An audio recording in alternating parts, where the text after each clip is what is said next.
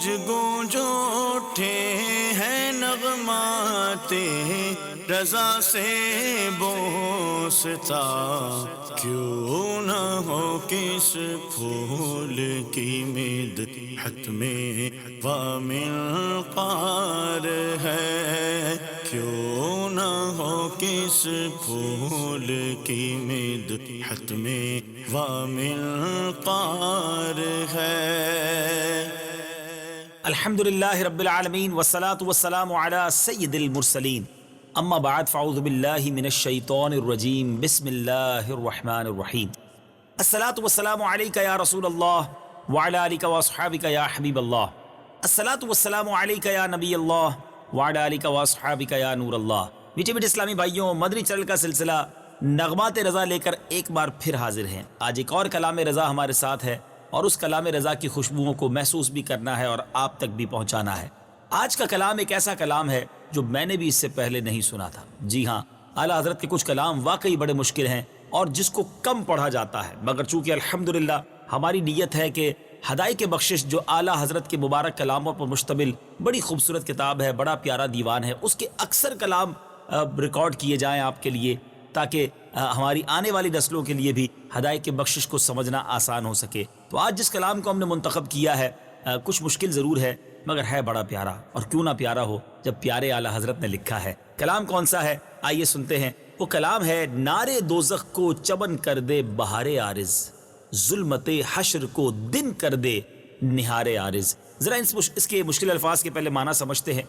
بہار عارض سے مراد ہے رخسار کی رونق، عارض کہتے ہیں رخسار کو، اور یہاں ظلمت حشر یعنی قیامت کا اندھیرا، نہار سے مراد صبح نور ہے۔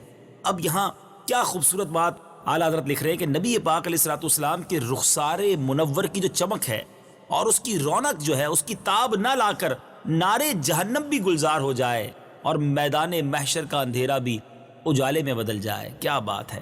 نبی پاک علیہ الصلوۃ والسلام کا مبارک چہرہ، سبحان اللہ، صحابہ کرام کہا کرتے نا کہ پیارے آقا علیہ الصلوۃ والسلام کا چہرہ ایسا ہوتا کہ ہمیں محسوس ہوتا کہ اس سے سورج طلوع ہو رہا ہے، چہرہ 14ویں رات سے زیادہ چمکدار ہوتا۔ حضرت جابر بن سمورہ رضی اللہ تعالیٰ عنہ خود کہتے ہیں کہ ایک رات میں 14ویں رات کا چاند تھا، چاندنی رات تھی، میں باہر آیا، اوپر 14ویں رات کا چاند نظر آ رہا تھا، ایک طرف نبی پاک جلوہ فرما تھے، میں 14ویں رات کے چاند کو دیکھتا، پھر اپنے آقا کو دیکھتا، پھر چاند کو دیکھتا، پھر نبی پاک کو دیکھتا، پھر کہتے ہیں اللہ کی قسم نبی پاک 14ویں رات کے چاند سے زیادہ خوبصورت ہیں۔ میرے آقا علیہ الصلوۃ والسلام کے چہرہ انور سے ایسی روشنی نکلا کرتی کہ بی بی عائشہ صدیقہ رضی اللہ تعالیٰ عنہا چراغ گل ہونے کے باوجود اپنی سوئی تلاش کر لیتی۔ ذرا سوچئے کہ نبی پاک کے چہرے کی رونق، نبی پاک کے چہرے کے نور کا عالم کیا ہے۔ نبی پاک کے چہرے کے نور کی بات بھی کی ہے، اور سامنے اسی نور کی برکت سے ظلمت حشر کے کافور ہونے کی بات بھی کی ہے، اور یقیناً میرے آقا علیہ الصلوۃ والسلام جب میدان محشر میں تشریف لائیں گے، حشر کا سارا نقشہ بدل جائے گا۔ بہت خوبصورت بات ہے، نارے دوزخ کو چمن کر دے بہار عارض، ظلمت حشر کو دن کر دے نہار عارض۔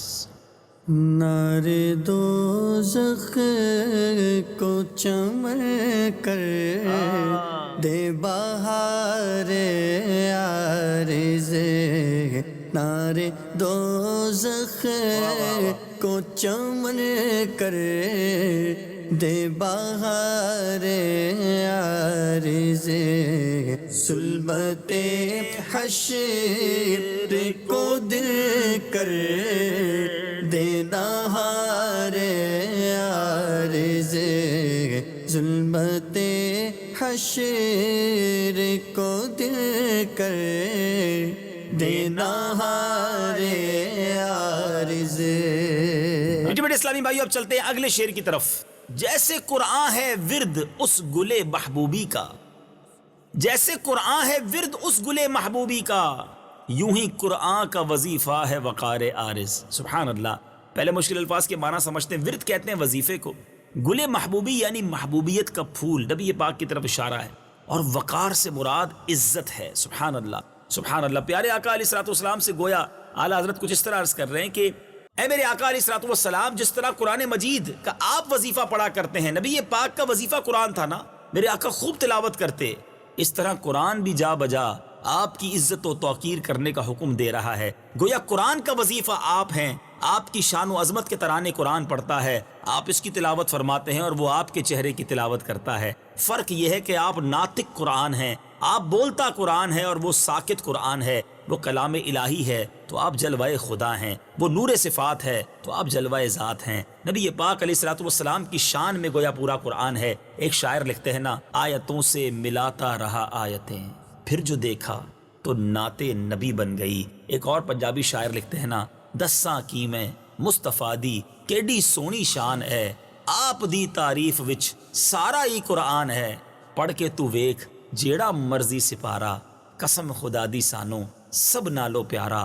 نبی پاک کی شان قرآن میں جا بجا موجود ہے۔ بہت پیارا اشارہ ہے کہ نبی پاک خود قرآن کی تلاوت کیا کرتے۔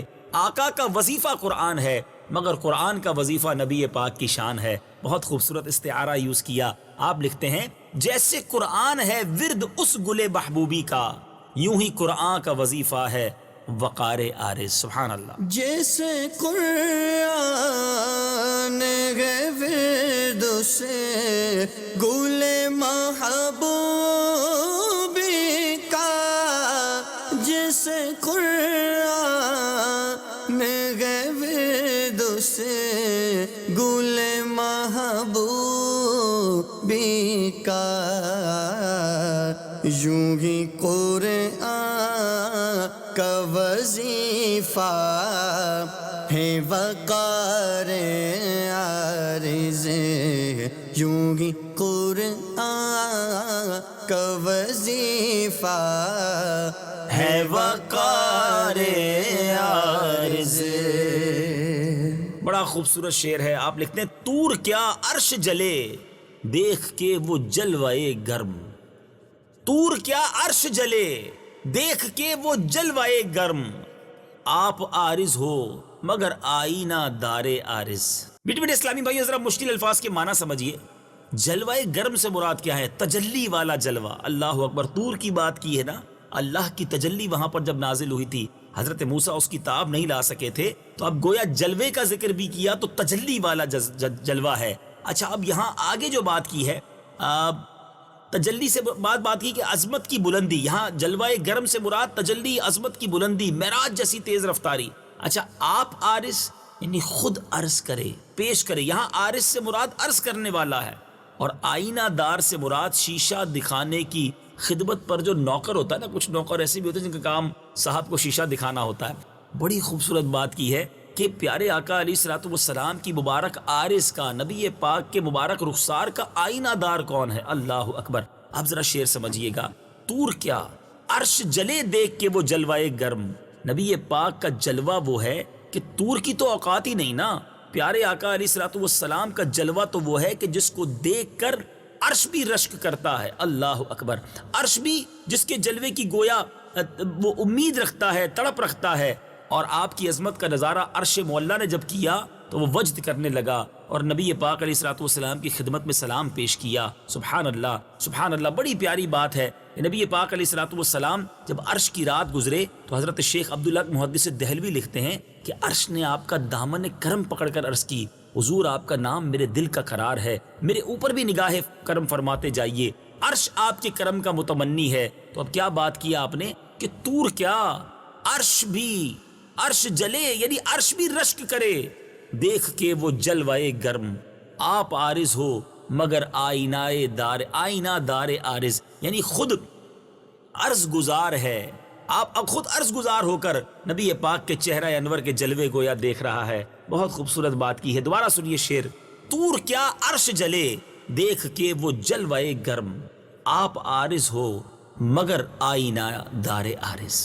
طور کیا عرش جلے دیکھے کہ وہ جلوائے گرم، طور کیا عرش جلے دیکھے کہ وہ جلوائے گرم، آپ عارض ہو مگر آئینہ دار عارض، آپ عارض ہو مگر آئینہ دار عارض سبحان اللہ سبحان اللہ. اب بڑی پیاری التجا ہے. اعلیٰ حضرت لکھتے ہیں جلوہ فرمائیں رخ دل کی سیاہی مٹ جائے. جلوہ فرمائیں رخ دل کی سیاہی مٹ جائے، صبح ہو جائے الہی شب تار عارض. بڑی پیاری بات ہے، بڑا پیارا یوں سمجھے کہ التجا ہے، بڑی پیاری عرض ہے. پہلے مشکل الفاظ کے ذرا معنی سمجھ لیجئے.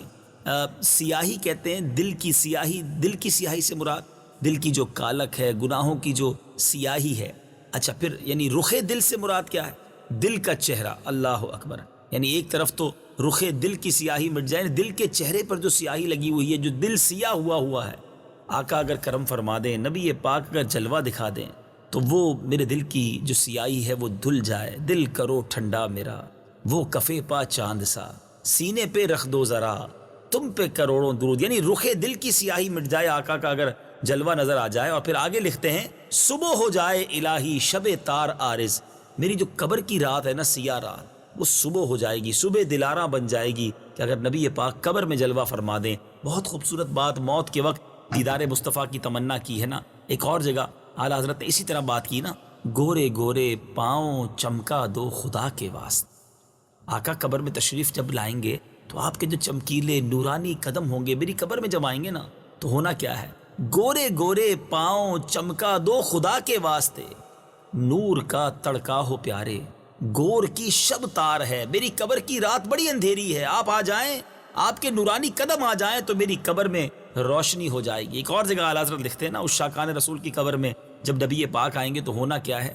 اعلیٰ حضرت لکھتے ہیں قبر میں لہرائیں گے تا حشر چشمے نور کے، جلوہ فرما ہوگی جب طلعت رسول اللہ کی. اسی طرح کی التجا ہے، بڑی پیاری تمنا ہے. اللہ قبول فرمائے، ہمیں بھی موت کے وقت نبی پاک کی دید نصیب فرمائے. اور اے کاش نبی پاک قبر میں اپنا جلوہ جب دکھائیں تو قبر کو نورانی اور منور فرمائیں، اپنے کرم کے جلووں سے ہماری قبر کو روشن فرمائیں. ذرا سنیے گا، جلوہ فرمائیں رخ دل کی سیاہی مٹ جائے، جلوہ فرمائیں رخ دل کی سیاہی مٹ جائے، صبح ہو جائے الہی شب تار عارض. جلوہ فرمائے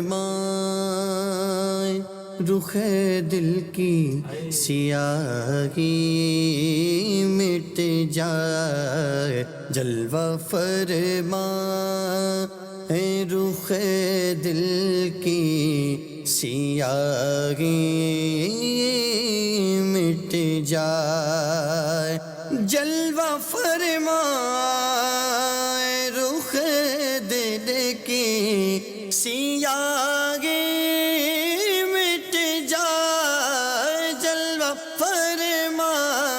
فرمائے رخ دل کی سیاہی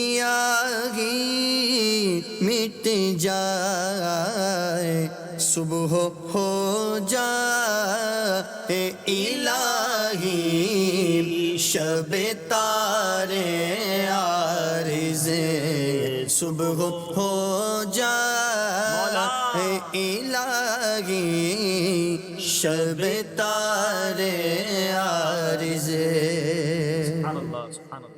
اب ذرا محبوب و محب کا پیار دیکھیے. اعلیٰ حضرت لکھتے ہیں نام حق پر کرے محبوب دل و جاں قربان، نام حق پر کرے محبوب دل و جاں قربان، حق کرے عرش سے تا فرش نثار عارض. ویسے تو اس میں مشکل الفاظ نہیں ہیں. نثار عارض یعنی جبیں پر، پیارے آقا کے رخسار پر قربان.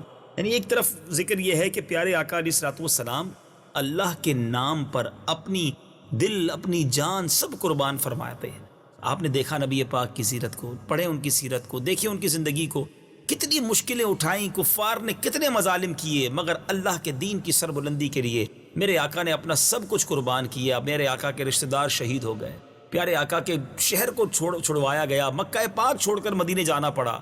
اللہ کے نام پر میرے آقا نے اپنا سب کچھ لٹا دیا، مگر پھر رب عز و جل نے اپنے حبیب کے چرچے کو کیسا بلند کیا. فرمایا اے حبیب تجھے نہ بناتا تو یہ کائنات ہی نہ بناتا. یعنی وجہ تخلیق کائنات ہیں میرے آقا علیہ الصلوۃ والسلام. آپ کے چرچے کو کیسے بلند کیا.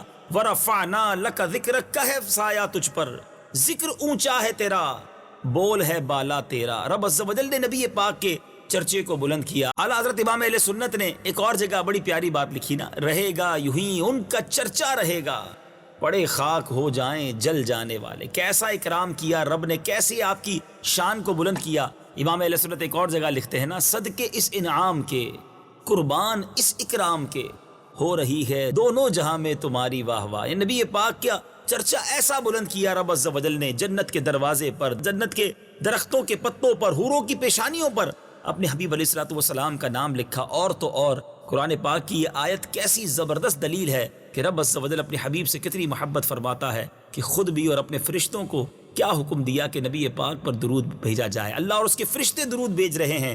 ان اللہ وملائکتہ یصلون علی النبی یا ایھا الذین آمنوا صلوا علیہ وسلموا تسلیما. صلی اللہ علی النبی الامی وآلہ صلی اللہ علیہ وسلم. صلاۃ و سلام علیک یا سیدی یا رسول اللہ. سبحان اللہ سبحان اللہ. گویا نبی پاک کے چہرہ انور پر ساری کائنات کو قربان فرمایا. بہت خوبصورت بات ہے محبوب و محب کی. ذرا سمجھیے گا، نام حق پر کرے محبوب دل و جاں قربان، حق کرے عرش سے تا فرش نثار عارض. نام حق پر کرے محبوب دل و جاں قربان. نام حق پر کرے محبوب دل و جاں قربان. حق کرے عرش سے تا فرش نثار عارض. حق کرے عرش سے تا فرش نثار عارض. میٹھے میٹھے اسلامی بھائیو، اب چلتے ہیں اگلے شعر کی طرف. کیا خوبصورت بات کی ہے کہ آقا کی بارگاہ میں تحفہ پیش کرنا ہے تو وہ کیا پیش کرنا ہے. لکھتے ہیں، حق نے بخشا ہے کرم نظر گدایاں ہو قبول. حق نے بخشا ہے کرم نظر گدایاں ہو قبول. پیارے ایک دل ہے وہ کرتے ہیں نثار عارض. سبحان اللہ. پہلے ذرا مشکل الفاظ کے معنی سمجھیے. نظر گدایاں اس سے مراد ہے گداگر کا تحفہ، قبول سے مراد منظور کرنا. اب یہاں اعلیٰ حضرت لکھتے ہیں کہ یا رسول اللہ صلی اللہ تعالیٰ علیہ وسلم، آپ کی ذات وہ ہے کہ آپ تو خود سب کو بانٹتے ہیں، میں تو خود ان کے در کا گدا ہوں. اپنے آقا کو میں نظر کیا دوں. آقا آپ کو میں نے کیا پیش کرنا ہے؟ آپ کے در پہ تو ساری دنیا کو خیرات ملتی ہے، ساری دنیا کی جھولیاں آپ کے در سے بھری جاتی ہیں. اب منگتے خالی ہاتھ نہ لوٹے، کتنی ملی خیرات نہ پوچھو.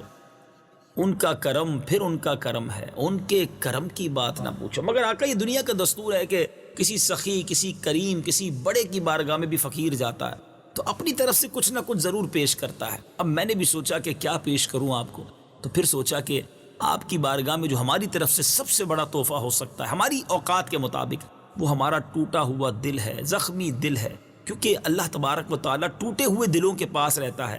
آقا یہ حقیر سا تحفہ لے کر آئے ہیں. آپ کے لطف و کرم سے امید ہے کہ آپ اس کو قبول بھی فرما لیں گے، حوصلہ افزائی بھی فرمائیں گے. ورنہ حق تو یہ تھا کہ کروں تیرے نام پہ جاں فدا. نہ بس ایک جاں دو جہاں فدا، دو جہاں سے بھی نہیں جی بھرا. کروں کیا کروڑوں جہاں نہیں. یہ بڑی پیاری بات ہے کہ پیارے آقا کو دل کا تحفہ دیا جائے. ایک اور شاعر لکھتے ہیں، یوں تو سب ان کا ہے مگر دل کی اگر پوچھو. یوں تو سب ان کا ہے مگر دل کی اگر پوچھو، یہ ٹوٹے ہوئے دل ہی خاص ان کی کمائی ہے. تو نبی پاک علیہ الصلوۃ والسلام کی بارگاہ میں اپنے ٹوٹے ہوئے زخمی دل کو پیش کرنے کی التجا ہے کہ آقا قبول کر لیجئے، جیسا بھی ہوں آپ کا. بڑی پیاری بات ہے اور گدائی والا انداز ہے. لکھتے ہیں، حق نے بخشا ہے کرم نظر گدایاں ہو قبول. پیارے ایک دل ہے وہ کرتے ہیں نثار عارض. سبحان اللہ. حق نے بخشا ہے کرم نظر گدایاں ہو قبول.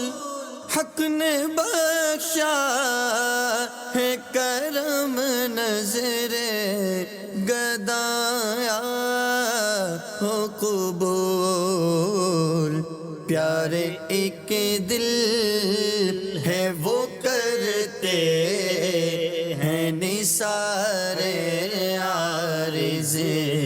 پیارے ایک دل ہے وہ کرتے ہیں نثار نثار عارض۔